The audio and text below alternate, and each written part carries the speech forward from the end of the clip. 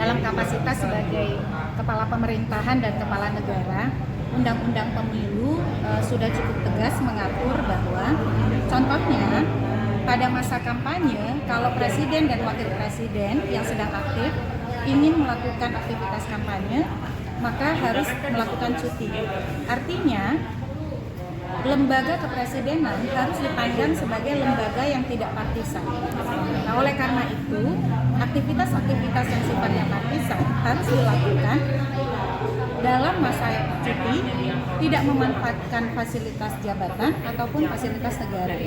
Itu filosofi yang utama dari aktivitas politik presiden sebagai kepala negara dan kepala pemerintahan. Jadi kalau memang ingin berpolitik praktis, kalau kita ikuti filosofi pengaturan undang-undang pemilu, maka itu harus dilakukan ketika cuti, tidak memanfaatkan fasilitas negara, fasilitas jabatan, sehingga kemudian lembaga kepresidenan dianggap lembaga yang netral yang memfasilitasi semua kepentingan politik karena dia berdiri di atas semua kelompok.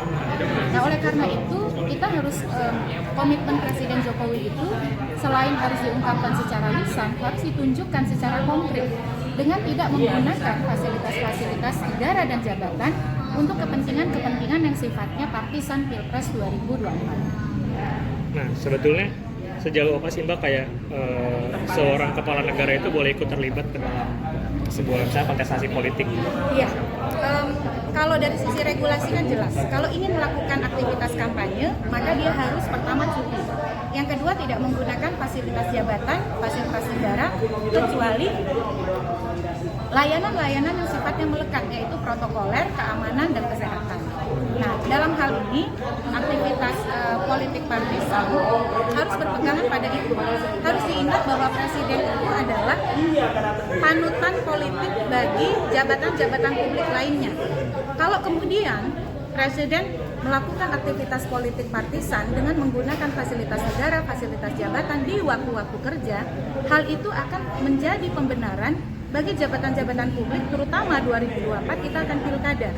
Maka gubernur akan menggunakan rumah dinas untuk konsolidasi, pencalonan dan pemenangan tokoh-tokoh politik tertentu, menyiapkan calon-calon politik tertentu yang akan berkompetisi di pilkada, termasuk nanti juga rumah dinas bupati, rumah dinas wali kota, sehingga kita tidak akan lagi punya kompetisi yang adil dan setara, karena pejabat publik yang berlatar belakang politik menggunakan jabatannya melalui fasilitas ataupun melalui segala kewenangan yang ada padanya untuk melakukan aktivitas politik partisan. Jadi batasan